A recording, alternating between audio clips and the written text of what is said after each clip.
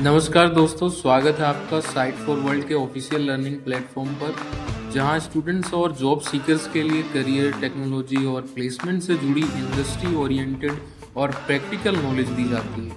अगर आप अपनी स्किल्स को नेक्स्ट लेवल तक ले जाना चाहते हैं तो आप बिल्कुल सही जगह पर आए हो। चलिए शुरू करते हैं आज का इम्पोर्टेंट सेशन। नमस्ते स्टूडेंट्स। आज का टॉपिक है क्लाउड स्केलेबिलिटी। ये वो सीक्रेट टेक्नोलॉजी है जिसके पीछे बड़ी बड़ी वेबसाइट्स हैं जो कभी क्रैश नहीं होती, चाहे उन पर कितना भी ट्रैफिक आ जाए। तो आप रेडी हो? फोकस मोड ऑन है? चलिए इस इंटरेस्टिंग टॉपिक को एक्सप्लोर करते हैं। अच्छा, सबसे पहले प्रॉब्लम को समझते हैं।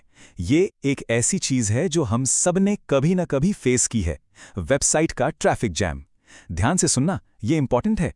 कभी सोचा है आप कॉन्सर्ट की टिकट्स बुक कर रहे हो या ब्लैक फ्राइडे सेल में कुछ खरीदना है और अचानक वेबसाइट डाउन हो जाती है? हुआ है ना ऐसा? काफी फ्रस्ट्रेटिंग एक्सपीरियंस होता है, राइट? तो ये होता क्यों है? देखो, जब एकदम से बहुत सारे लोग एक वेबसाइट पर आ जाते हैं तो एक सिंगल सर्वर उस लोड को हैंडल नहीं कर पाता। सिंपल है, उसके पास लिमिटेड रिसोर्सेज हैं, इसलिए वो या तो बहुत स्लो हो जाता है या कंप्लीटली फेल हो जाता है। ओके, तो प्रॉब्लम तो समझ आ गई। अब सॉल्यूशन की बात करते हैं, जो है स्केलिंग। ये क्लाउड की एक सुपर पावरफुल कैपेबिलिटी है।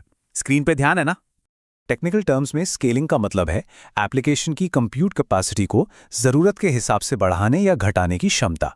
मतलब सिंपल शब्दों में डिमांड के अकॉर्डिंग पावर को एडजस्ट करना। समझ आया? और आसान शब्दों में ये वो तरीका है जिससे सर्विसेज बढ़ते हुए काम को यानी ट्रैफिक को हैंडल करती हैं। इससे ये श्योर होता है कि सर्विस सबके लिए फास्ट और रिलायबल रहे, चाहे उस पे कितना भी लोड हो। ठीक है? अब स्केलिंग करने के दो मेन तरीके होते हैं। ये एक बहुत ही इंपॉर्टेंट कॉन्सेप्ट है, तो फोकस बना के रखना। एक है वर्टिकल स्केलिंग, जिसे स्केलिंग अप भी कहते हैं, और दूसरा है हॉरिजॉन्टल स्केलिंग, जिसे स्केलिंग आउट भी कहते हैं। इसको एक सिंपल एनालॉजी से समझते हैं।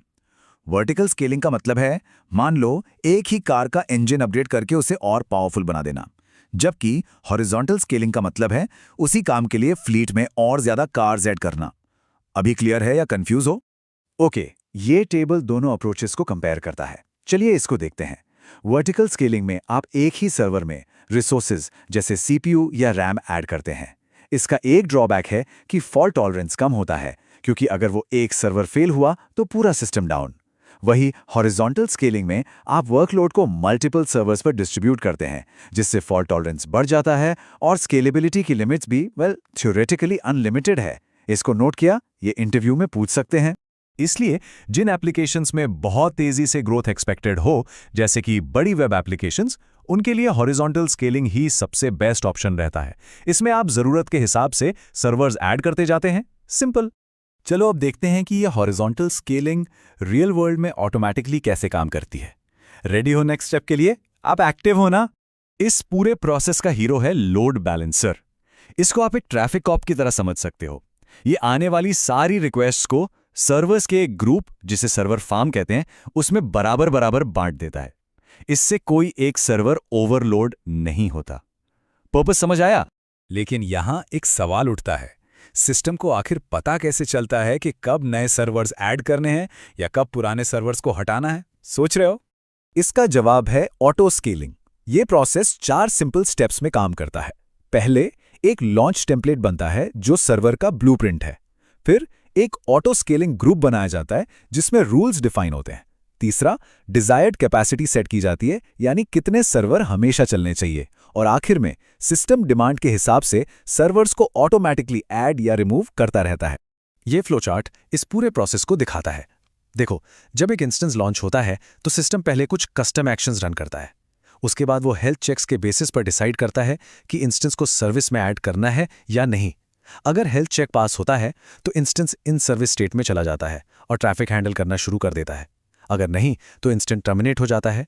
सब कुछ ऑटोमैटिकली। अभी वीडियो पॉज करो और इस फ्लो चार्ट को आराम से खुद समझने की कोशिश करो। सिर्फ देखने से नहीं होगा। हमने प्रेजेंट तो देख लिया, अब थोड़ा आगे देखते हैं कि स्केलिंग का फ्यूचर कैसा हो सकता है। फोकस बना हुआ है। 2 बड़े ट्रेंड्स आ रहे हैं। पहला है सर्वरलेस डेटाबेसेस। इसमें आपको कैपेसिटी प्लान करने की जरूरत ही नहीं, रिसोर्सेज ऑटोमैटिकली एलोकेट होते हैं और दूसरा है ऑटोनॉमस डेटाबेसेस। ये AI ड्रिवन सिस्टम्स हैं जो वर्कलोड के हिसाब से खुद को ट्यून और स्केल करते हैं। Amazing, right? इन सब का अल्टीमेट गोल क्या है? गोल ये है कि स्केलिंग के सारे डिसीजंस पूरी तरह से ऑटोमेटिक, एफिशिएंट और डेवलपर्स के लिए इनविजिबल हो जाए, उन्हें इसकी चिंता ही ना करनी पड़े। तो आज हमने क्या सीखा? हमने समझा कि वेबसाइट क्रैशेस का प्रॉब्लम क्या है और क्लाउड स्केलेबिलिटी इसका सॉल्यूशन कैसे है। हमने वर्टिकल और हॉरिजॉन्टल स्केलिंग के बीच का फर्क देखा और ऑटो स्केलिंग के कॉन्सेप्ट को भी एक्सप्लोर किया। अब मैं आपके लिए एक सवाल छोड़ रहा हूं। सोचिए, अगर स्केलिंग इतनी सीमलेस हो जाए कि सिस्टम कैपेसिटी की चिंता ही खत्म हो जाए, तो टेक्नोलॉजी में क्या-क्या नई पॉसिबिलिटीज ओपन हो सकती हैं, इसके बारे में जरूर सोचना। प्रैक्टिस करोगे ना? अगर डाउट है तो कमेंट सेक्शन में बताना। मिलते हैं अगले तो हमारे चैनल को सब्सक्राइब कीजिए और वीडियो को अपने दोस्तों के साथ शेयर जरूर कीजिए। कमेंट सेक्शन में अपना डाउट या नेक्स्ट टॉपिक लिखना मत भूलिएगा।